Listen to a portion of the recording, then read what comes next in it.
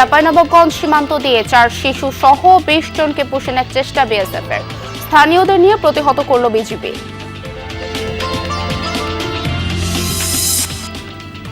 টাঙ্গাইলে ছাগল উদ্ধারে পরিত্যক্ত সেপটিক ট্যাঙ্কে নেমে বাবা ছেলে সহ 4 জনের প্রাণহানি, বিষাক্ত গ্যাসে মৃত্যু বলে ধারণা ফায়ার সার্ভিসের।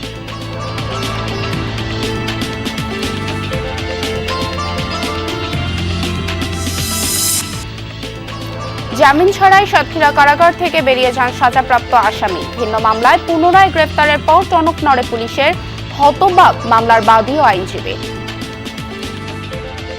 50% টাকাও জমা দিল না, হাইকোর্ট থেকে কোনো অর্ডারও নেয় নাই, অথচ কিভাবে সে জেল থেকে খালাস পেলে।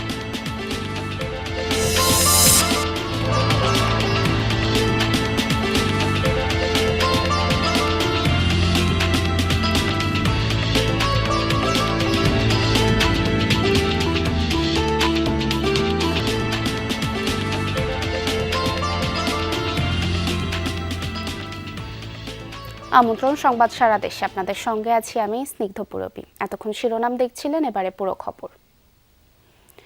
চাঁপাইনবাবগঞ্জের শিবগঞ্জের চৌকা সীমান্ত দিয়ে 4 শিশু সহ 20 জনকে পুষিনের চেষ্টা চালিয়েছে ভারতীয় সীমান্তরক্ষী বাহিনী।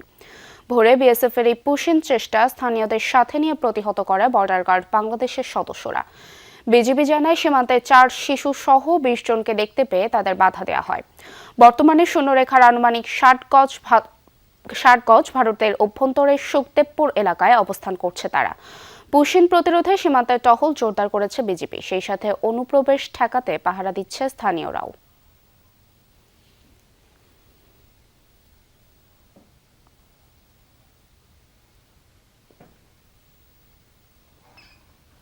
চাঁপাইনবাবগঞ্জের শিবগঞ্জের চৌকা সীমান্ত দিয়ে 4 শিশু সহ 20 জনকে পুষিনের চেষ্টা চালিয়েছে ভারতীয় সীমান্তরক্ষী বাহিনী। এ বিষয়ে আরো জানাতে চাঁপাইনবাবগঞ্জ থেকে যুক্ত হচ্ছেন সহকর্মী মনোয়ার হোসেন জুয়েল, পুষিনের বিষয়ে কি বলছে বিজিবি, বিস্তারিত জানাবেন। পুরবী, এখন পর্যন্ত বিজিবি যে বিরচিতভাবে সেটিকে প্রতিহত করেছে, এইটি হচ্ছে সর্বশেষ খবর। কারণ আজকে ভোর 5টার দিকে কিন্তু ভারতীয় সীমান্তরক্ষী বাহিনী বিএসএফ সে 20 জনকে আন্তর্জাতিক সীমান্ত রেখা দিয়ে বাংলাদেশের অভ্যন্তরে প্রবেশের চেষ্টা করায়। আমি এখন সীমান্তে আছি। এই যে সীমান্তটা আমরা দেখা যাচ্ছে, এই সীমান্তের ভেতর দিয়েই কিন্তু ভোরবেলা তারা ওই 20 জন ব্যক্তিকে কিন্তু বাংলাদেশে পুষিনের চেষ্টা করে। এই মুহূর্তে তখন বিজিবি এবং স্থানীয় গ্রামবাসী বিষয়টা টের পাওয়ার পর কিন্তু তারা বাধা দেয় এবং প্রতিহত করে। তখন থেকে কিন্তু আধা ঘন্টা পূর্ব পর্যন্ত ওই শূন্যরেখায় ভারতীয় অংশেই সেই 20 জন নারীকে নিয়ে বিএসএফ অবস্থান করছিল। কিন্তু বিজিবি এবং বাংলাদেশের জনগণের প্রতিহতের কারণে বাধার মুখে তারা কিন্তু আধা ঘন্টা আগে পিছু হটতে বাধ্য হয়েছে এবং তারা 20 জনকে নিয়ে তাদের কাঁটাতারের বেড়ার মধ্যে চলে গেছে। এবং এটি বলা হচ্ছে যে কিছুক্ষণের মধ্যে পতাকা বৈঠক অনুষ্ঠিত হবে। পতাকা বৈঠকের মাধ্যমে হয়তো সিদ্ধান্ত গ্রহণ করা হবে যে আসলে এই যে বিএসএফ বারবার অবৈধভাবে আন্তর্জাতিক সীমারেখা লঙ্ঘন করে অবৈধভাবে পুশিন করার চেষ্টা করছে। বিশেষ করে চাঁপাইনবাবগঞ্জের এই চৌকা সীমান্ত, এর আগে বাঙ্গাবাড়ি, তার আগে রকনপুর সীমান্ত, অর্থাৎ একটার পর একটা যেভাবে বাংলাদেশের অভ্যন্তরে অবৈধ পুশিনের চেষ্টা করা হচ্ছে, এইটা নিয়েই কিন্তু আসলে এই এলাকার জনগণ অত্যন্ত ক্ষুব্ধ এবং বিজিবিও কিন্তু প্রচন্ড তৎপর রয়েছে। কারণ এই তৎপরতা তাদের না থাকলে তারা কিন্তু আজকে এই যে 20 জনকে 3টি ভাগে ভাগ করে তারা বাংলাদেশের অভ্যন্তরে ঢোকানোর চেষ্টা করছিল। 2টিকে প্রতিহত করলে একটি অংশ কিন্তু ঢোকার পেছন দিক দিয়ে ঢোকার চেষ্টা করেছিল, সেটিকেও বিজিবি এবং স্থানীয় জনতা কিন্তু প্রতিহত করেছে। অর্থাৎ এই ধরনের আন্তর্জাতিক সীমারেখা আইন লঙ্ঘন করে আন্তর্জাতিক সীমারেখার মধ্য দিয়ে নোম্যান্স ল্যান্ডের মধ্যে দিয়ে জোর করে অমানবিকভাবে মানুষকে ঠেলে দেওয়া, এইটা কিন্তু বিএসএফ এর অমানবিক কার্যক্রমের একটা অংশ বলে এলাকাবাসী বলছে, বিজিবিও বলছে। এই ধরনের কর্মকাণ্ড বারবার প্রতিবাদ করার পরও, প্রতিহত করার পরও কিন্তু কোনোভাবেই কমছে না, বরং আরো বাড়ছে। সেই ক্ষেত্রে কিন্তু বলা যেতে পারে যে চাঁপাইনবাবগঞ্জের এই যে চৌকা সীমান্ত, এইটা এখন পর্যন্ত বিজিবি এবং সাধারণ জনগণের প্রতিহতের মুখে বিএসএফ ওই পুশিনকারীদের নিয়ে ভারতীয় অভ্যন্তরে ঢুকতে বাধ্য হয়েছে। জুয়েল, আপনাকে ধন্যবাদ। টাঙ্গাইলের মধুপুর উপজেলায় পরিত্যক্ত সেপটিক ট্যাঙ্কে নেমে বাবা ছেলে সহ 4 জনের মৃত্যু হয়েছে। সকালে উপজেলা জলই গ্রামে এই ঘটনা ঘটে। নিহতরা হলেন নেইমার রং, রতন নকরেক, গ্যাব্রিয়েল নকরেক এবং বাবলু হাজুম। পুলিশ জানায় পরিত্যক্ত সেপটিক ট্যাঙ্কে একটি ছাগল পড়ে গেলে সেটা উদ্ধার করতে এক শিশু ভেতরে নামে। দীর্ঘ সময় তার সাড়া না পেয়ে একে একে ট্যাঙ্কের ভেতরে প্রবেশ করে বাকি 3 জন। এরপর থেকে সাড়া মিলছিল না তাদেরও। খবর পেয়ে ঘটনাস্থলে গিয়ে তাদের নিথর দেহ উদ্ধার করে ফায়ার সার্ভিস। তাদের ধারণা ট্যাঙ্কে জমে থাকা বিষাক্ত গ্যাসেই মৃত্যু হয় 4 জনের। নাটোরের সিংড়া বাস টার্মিনাল ইজারা নিয়ে চাঁদাবাজির অভিযোগ উঠেছে। শর্ত লঙ্ঘন করে শুধু মহাসড়ক নয়, পৌর এলাকার বিভিন্ন সড়কেও চলাচলকারী truck, pickup, CNG, autorickshaw, easy bike, tempo সহ নানা যানবাহন থেকে আদায় করা হচ্ছে চাঁদা। এতে অতিষ্ঠ এই পথে চলাচলকারী যানবাহনের চালকরা। চাঁদাবাজি বন্ধে দ্রুত প্রশাসনের কঠোর হস্তক্ষেপ চান তারা। বিস্তারিত জানাচ্ছেন সহকর্মী নাজমুল হাসান। আমার কাছ থেকে চাঁদা যাচ্ছে তো ভাই, কয় টাকা চাঁদা? 50 টাকা। 50 টাকা? এটা কি কিসের চাঁদা? গেল মঙ্গলবার রাতে সিংড়া বাস টার্মিনাল অতিক্রম করার সময় বাধার মুখে পড়েন পিকআপ চালক বিদ্যুৎ সর্দার। তার পিকআপের গতিরোধ করে টোলের নামে আদায় করা হয় টাকা। এ সময় টাকা আদায়কারীদের উগ্র আচরণ মোবাইল ফোনে ধারণ করেন ওই চালক। এবার চাঁদাবাজির অভিযোগের অনুসন্ধানে যমুনা টেলিভিশন পৌর এলাকার নিঙ্গহীন বাস টার্মিনাল, চলনবিল গেট সহ অন্তত 60টি স্থানে টোলের নামে চলছে চাঁদা আদায়। সিংড়া ওভারব্রিজের ওপর থেকে যমুনা টেলিভিশনের ক্যামেরায় ধরা পড়ে যানবাহন থামিয়ে চাঁদা আদায়ের দৃশ্য। তবে ক্যামেরা দেখে বন্ধ হয়ে যায় কার্যক্রম। এরপর গোপনে ধারণ করা ভিডিওতে স্পষ্ট দেখা যায় চাঁদা তোলার দৃশ্য। পরে ক্যামেরার মুখোমুখি হলে কৌশলী কথাবার্তা বলেন বিশেষ পোশাক পরিহিত চাঁদা আদায়কারীরা। রানিং গাড়ি থেকে আমরা কোনো টাকা নিই না, এখানে যে স্ট্যান্ড করবে তাদের কাছ থেকে টাকা নিই। লোক এখানে নামালে উঠালে 10 টাকা করে নিই। পিকআপ টিকআপ এগুলো বাজারের মধ্যে লোড আনলোড হলে তাদের কাছ থেকে আমরা 30 টাকা নিই। প্রথমে প্রকাশ্যে কথা বলতে রাজি না হলেও একে একে মুখ খুলতে শুরু করেন ভুক্তভোগী চালক ও পরিবহন শ্রমিকরা। জানান চাঁদা না দিলেই হতে হয় লাঞ্ছনার শিকার।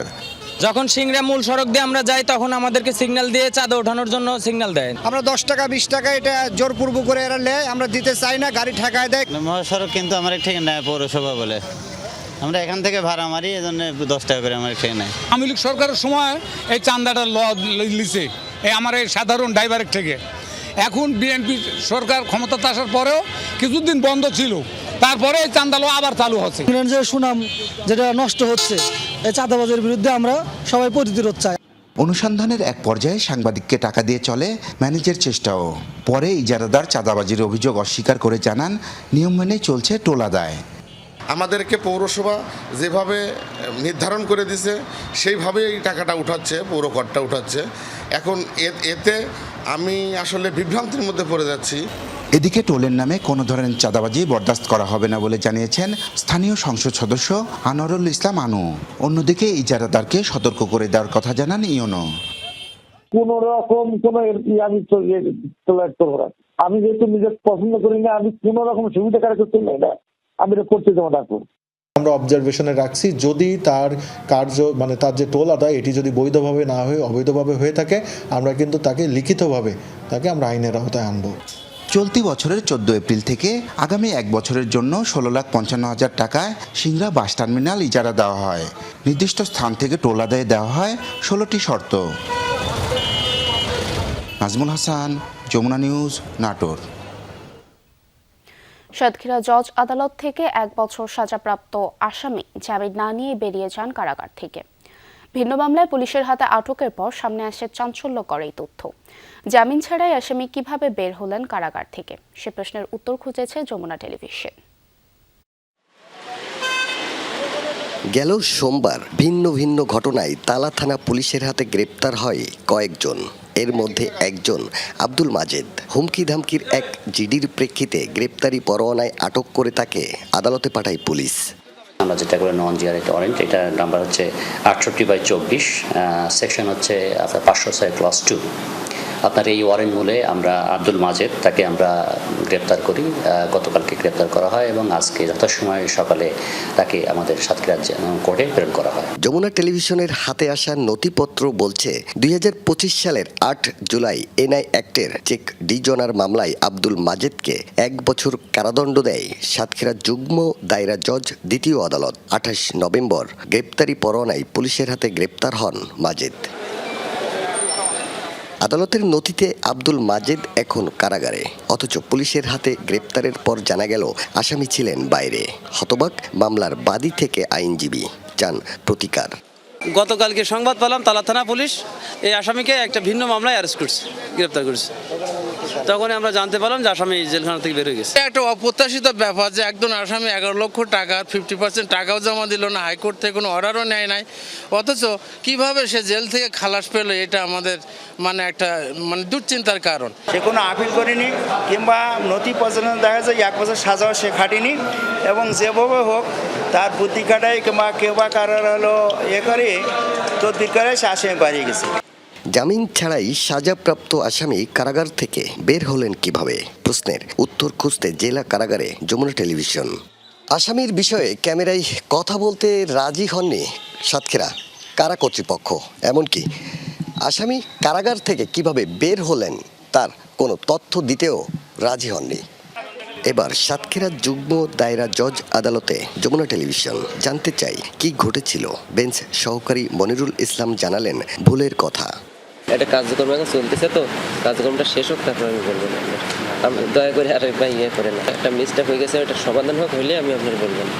তথ্য চাওয়াই প্রতিবেদকের উপর ক্ষুব্ধ আদালতে থাকা সাবেক পেশকার অরবিন্দু মণ্ডল। তার দাবি এমন কোনো ঘটনা ঘটেনি। প্রশ্ন উঠেছে পদে না থেকেও কিভাবে আদালতের মতো গুরুত্বপূর্ণ স্থানে বেঞ্চ সহকারীর কাজ করছেন এই অরবিন্দু মণ্ডল।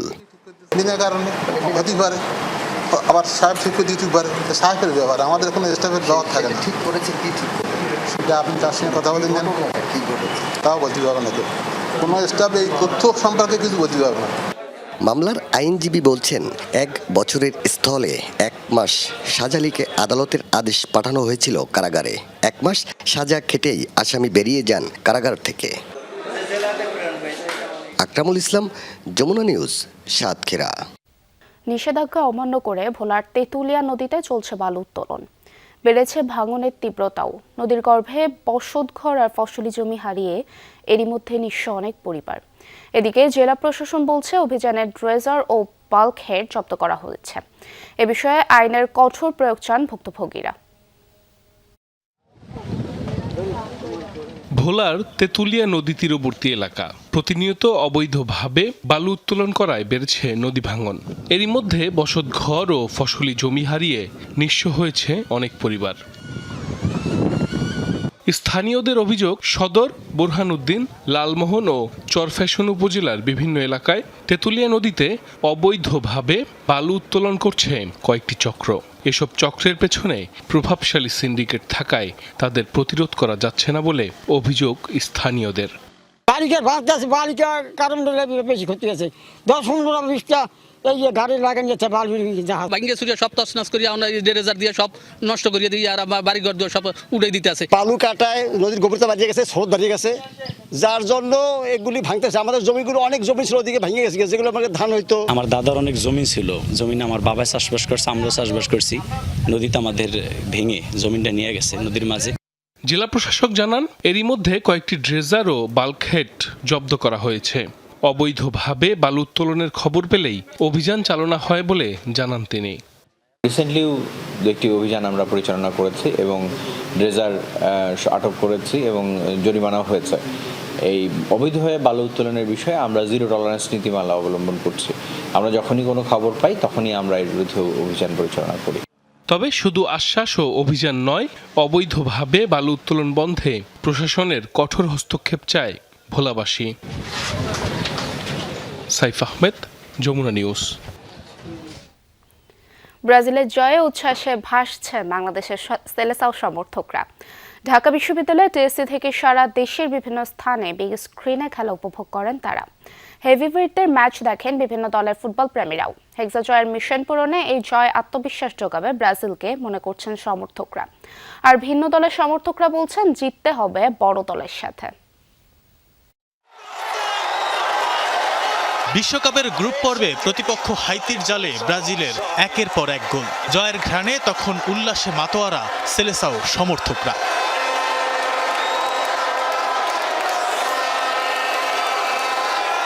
সকাল 6:30টায় শুরু হয় ম্যাচ। বড় পর্দায় উপভোগ করতে জার্সি পরে পতাকা হাতে ঢাকা বিশ্ববিদ্যালয়ের টিএসসি আর মহসিন হল মাঠে জড়ো হন হাজারো ব্রাজিল সমর্থক। অনেকে অপেক্ষায় ছিলেন মধ্যরাত থেকেই। কালকে রাত 11টা থেকে এখানে ওয়েট করতেছি খেলার জন্য। বিশ্ববিদ্যালয়ে এসে খেলা দেখছি, এর আগে কখনো আসি নাই। ছোটবেলা থেকে ক্রাউডের মধ্যে খেলা দেখতে অভ্যস্ত। এবারে একসাথে খেলা দেখার ইচ্ছা ছিল, গাড়িটাও অনেক সুন্দর করে কালার করছে, অনেক কষ্ট হয়েছে আমার। সেলেসাউদের নান্দনিক ফুটবল শৈলী দেখতে আসা সমর্থকদের করতালি আর স্লোগানে মুখরিত হয় পুরো ক্যাম্পাস এলাকা। সাধারণ শিক্ষার্থীদের সাথে খেলা উপভোগ করেন ছাত্র সংগঠনের নেতারাও।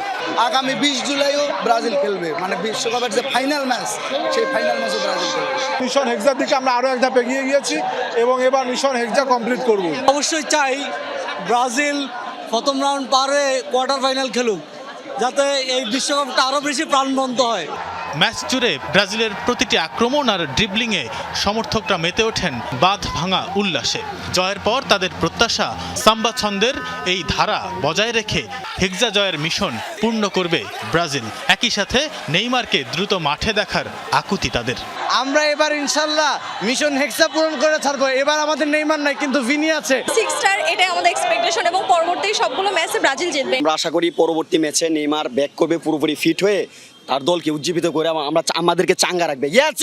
Brazil Brazil. নেইমার নাই, তারপর আমরা 3 পিস ওদেরকে পরিয়ে দিছি। আমাদের কুনহা, তারপরে ভিনিসিয়াস অনেক ভালো খেলছে। ব্রাজিলের মধ্যে একটা কনফিডেন্স বিল্ড আপ হয়েছে। নেইমারকে জাস্ট 20 মিনিটের জন্য হলো মাঠে দেখতে চাই।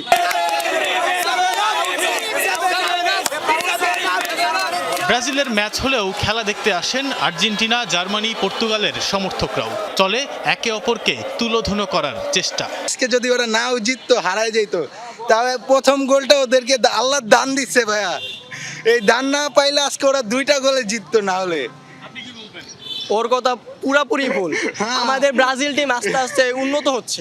এই দলের সাথে এমন খেললে হবে না, যে ভালো টিমগুলো আছে তাদের সাথেও ভালো খেলতে হবে। ব্রাজিলের সমর্থকদের প্রত্যাশা অনুযায়ী ভালো খেলছে, আশা করব যে ভবিষ্যতে ওইভাবে খেলতে থাকবে।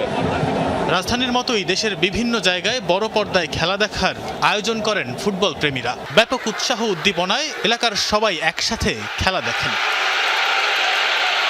হাইতির সাথে এই জয় সেলেসাউদের আত্মবিশ্বাসকে চাঙ্গা করে কাঙ্ক্ষিত লক্ষ্যে পৌঁছাতে ভূমিকা রাখবে বলে মনে করেন সমর্থকরা। তানভীর সিদ্দিক, টিপু, যমুনা নিউজ, ঢাকা। এই ছিল সংবাদ সারা দেশের এখনকার আয়োজনে। এতক্ষণ সাথে থাকার জন্য ধন্যবাদ সবাইকে।